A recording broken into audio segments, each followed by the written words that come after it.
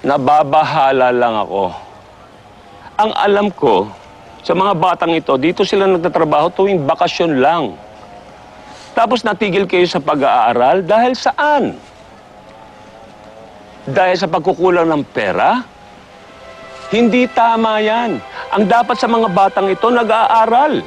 Tama po yun, Don Armando. Pero mawalang galang na po yun po talaga ang gusto naming mangyari kung maaari. Pero napakalayo po ng eskwelahan. Hindi naman po sasapat ang aming mga kinikita para na sa ganun igdalin sila roon. Nagdesisyon na ako. Kayo mga pinuno ng asyenda, magsumbit kayo ng listahan ng mga pangalan ng lahat ng mga bata para mabigyan naman natin ng scholarship. Kakusapin ko yung eskwelahan sa bayan. Dali! Maganda po yung sinabi ninyo. Pero, paano naman po ang transportasyon papunta doon sa eskwelahan? Kung sasakyan ang problema, damihan, hindi ba meron tayong mga ilang sasakyan na maaaring gamitin ng mga bata hatid sundo sa eskwelahan? Meron naman po. Aayusin ko! Ito ay pangsamantala lamang. Magtatayo ako ng eskwelahan dito mismo sa asyenda.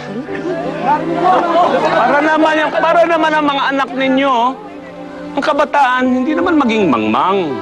Mabuhay si Don Armando! Mabuhay! Okay lang ako. Okay lang ako. Okay lang ako. Maraming salamat, Don. Tayo. Kanina ka pa nasa initan. Pangako yan. Mabuhay si Don Armando! Mabuhay!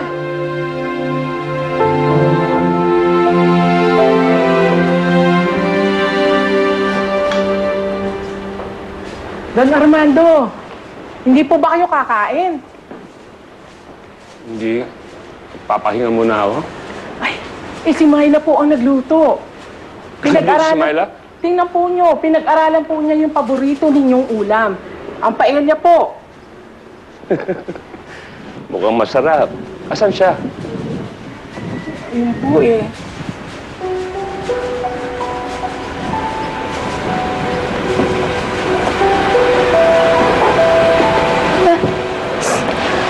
Myla. Bakit? Wala po, Papa. Nagluto po ako para sa inyo. Tingnan mo po. Halika po. Bilis po. Bakit ka nagkakaganyan? Wala po talaga akong problema, Papa. Halika po, bilis. Ano nangyari? Sabi mo sa akin. Wala po talaga, Papa. Bakit ka ganyan? Malungkot ka. Iiyak ka. Hindi po ako malungkot. Sumisok ka na naman? Why do you need to make a big fuss about it? Hayaan niyo na siya. Parang biniro lang eh. Kung biniro mo siya, bakit siya nagkakaganyan? Kung biro lang. Nothing pa. No, you tell me, ano nangyari? Hayaan niyo na lang po siya pa. Ano nangyari? Ano naman ang ginawa mo? Ano naman ang ginawa mo? Why are you always on your side, pa? What are you talking about? Bakit di ba siya lagi pinagtatanggol? Eh, ako naman tunay ninyo, anak! Huwag ka magsasalita ng ganyan. Kapatid mo siya. Kahit saan mo dalhin, dito sa pamamahay ko, lahat ng tao na katira dito, pamilya. Galang! Tama na! Tama na! Armando! Tumigil ka na! Nasaktan ang anak ko!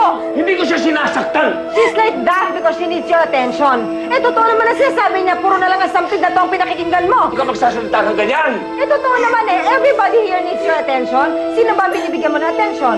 Yung mga tauhan mo, ang mga balyente, hindi ba? Sila Damian, Huwag Louie. mo magsasalita ng ganyan, training! Ikaw nga dapat ang Pero makalakay nasa ng kami. institusyon na ito! Dapat Ano ba pinag- siya? Tama na! Tama na mga anak ko! Tama na! Tama na! Kasi ang anak ko! Tama na! Tama na! Yan, come here! Tama na!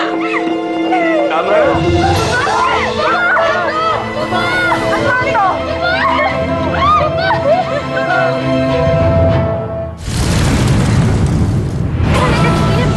Pagkagalitan tayo ng mama mo. Kaya sa Leona po. Sa kanina ni Gardo. Nagpunta dito si Gardo? Oo. Nahalikan ka na ba? Alam mo, Leona, bata pa ako. Basta promise secret natin, ha? Sino naman yun? Si Gardo. Sino? Ang kitid ng utak mo, Teo. Kumusta na ba ang buting doon? Mari ba nang masilip man lang? Pinapasabi rin niya na magsialis na raw kayong lahat at nang makapagpahinga kayong pare-pareho. Gusto ko kasing maiangat ang kalidad ng bayang ito. maiangat po ba kanyo? Mawalang galang na, Doña Twinning. Lumulubog po ba tayo? Stop!